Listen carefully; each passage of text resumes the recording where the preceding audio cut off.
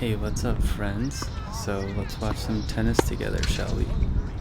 As my dog barks in the background. So today I'm hitting with Travis. He is a very accomplished player and one of the best guys ever to hit with.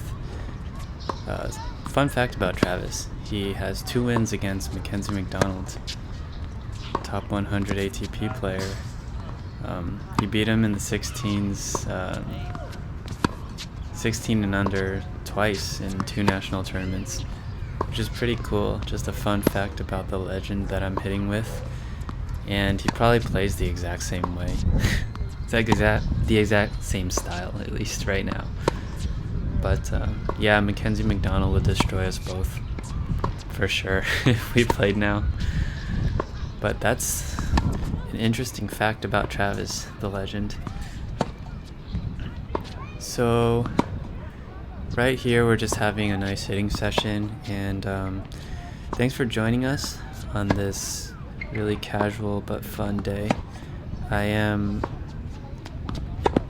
just trying to be loose and have fun today, although my strokes I think end up looking pretty fluid just because of how easy I'm taking it. So I'm just trying to get easy power, fast racket speed without expending too much effort, which is nice.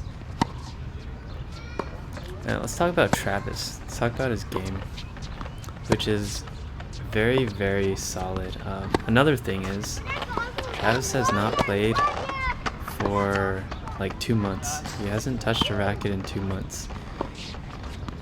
And he definitely doesn't practice regularly like before those 2 months. He's getting his master's right now and he's about to graduate, so tennis definitely not on the top of his priority list. But all I have to say is, if I did not play tennis for that long, I wouldn't be a fourth of as consistent as he is now. But that's just Travis though. Back in the juniors, he was just known for being such a solid player. Please excuse the kids in the background. But yeah, he was such a solid player in the juniors, just known for his consistency and his ability to get to balls and redirect them from any part of the court. We took a 30-minute break, which resulted in the sun going down. Like, we just sat there for so long. But yeah, anyway, back to Travis. I'd say the best parts of his game, things that stand out, are definitely his balance and his ability to prepare all the components of his stroke like a machine. This guy is so precise with all of his preparation, especially back when he was competing, which makes him like such a good hitting partner, because even after, not playing, he's still able to give me a lot of good rallies, and I get to work on a lot of stuff while hitting with him. But his balance is really crazy.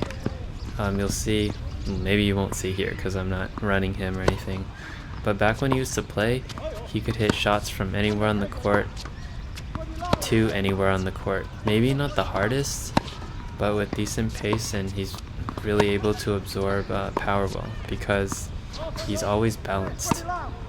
And that's something that has always amazed me about him.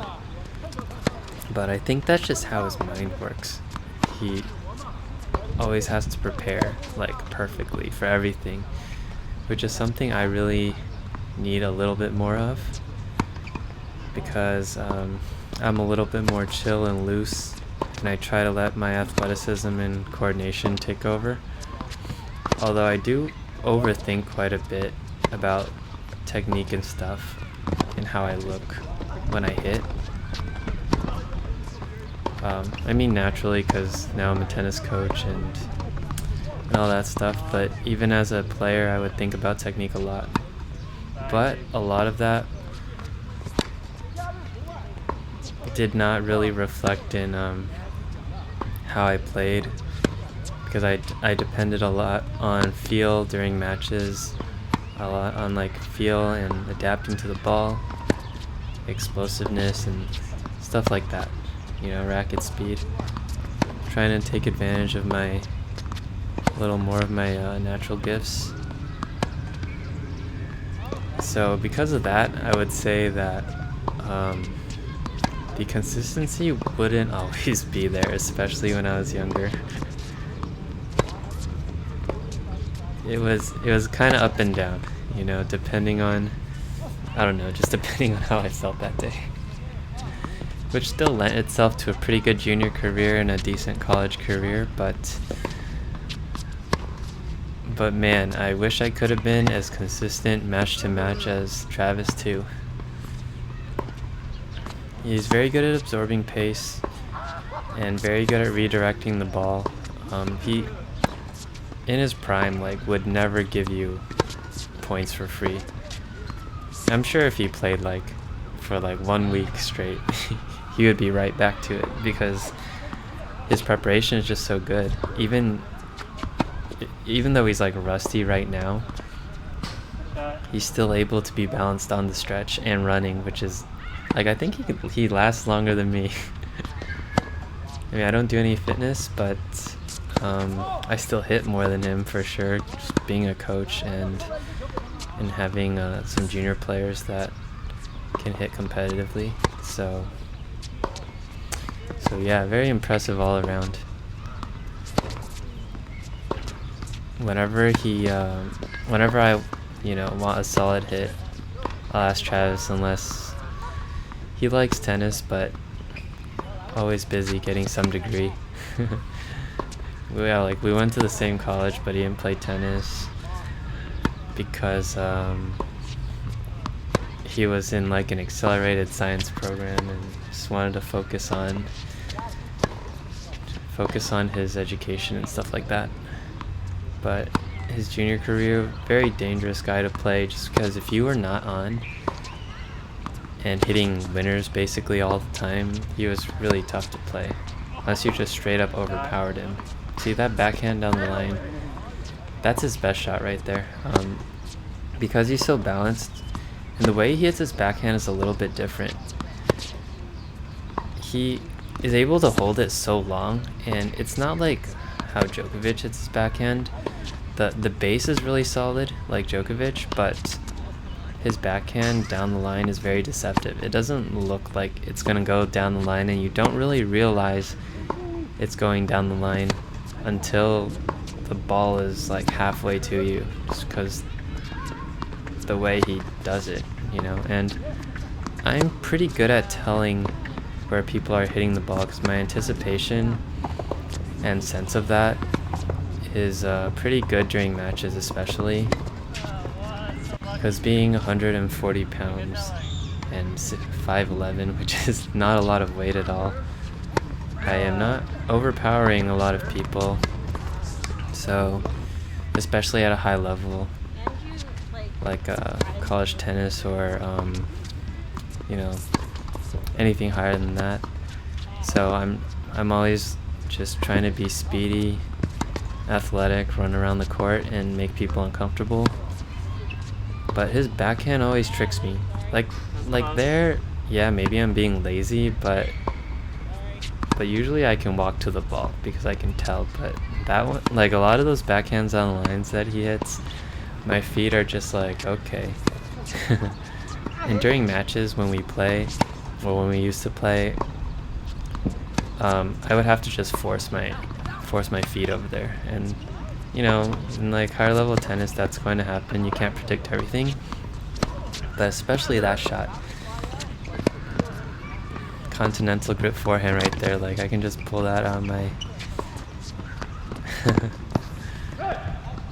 yeah, the good thing about one of the things I do like about my game is that I'm very adaptable and I can change my strokes and my technique almost instantly when a coach tells me to change it.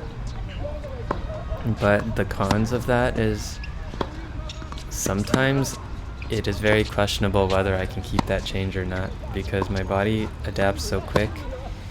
It's I'll feel like I'm doing something one day, and then the next day I'll try to get that exact same feeling, but it'll be overcompensated because my body will have already gotten used to the feeling. So when I try to do it, try to get the same feeling, I'll have like, it's almost like applying the same thing twice. So I'll have exaggerated that change I was trying to make by the second day, which might result in like a terrible, just a terrible outcome. So sometimes I wouldn't be as confident as I should have been, and it kind of drove me to be a little too technique obsessed and in my head as a junior. Although I did manage to be top 10 in a lot of categories, a lot of age categories, and even a brief stint at number 1 in the nation in doubles and 14 and unders with my friend Johnny Wang. But yeah, mentally I was probably a lot more I probably would overthink a lot more than a lot of people thought, just because I look so relaxed on the court. One of my coaches, Dave Hagler, he definitely knew how much I overthought, though. He would always tell me to shut my brain off and just use my athletic ability, which was very good advice, as always, but it's not always easy to shut your brain off. But here, I'm able to shut my brain off and have really sloppy footwork. But I'm also working on my backhand, just trying to get my right arm extended back more. But this was a really fun hit, and I hope you guys enjoyed it too. It's always a nice hit with Travis, just because he's so solid. And some tennis ASMR for you guys. Hopefully it's somewhat satisfying watching us whack the ball back and forth in a not competitive setting. But yeah, keep enjoying. Maybe you can take some things away from our strokes, or at least my stroke. Can't really see him, but the way I hit the ball and the way I produce racket head speed despite being very light and skinny as hell. So yeah, don't forget to like and subscribe. I think our hit is ending, so peace out, have a good day.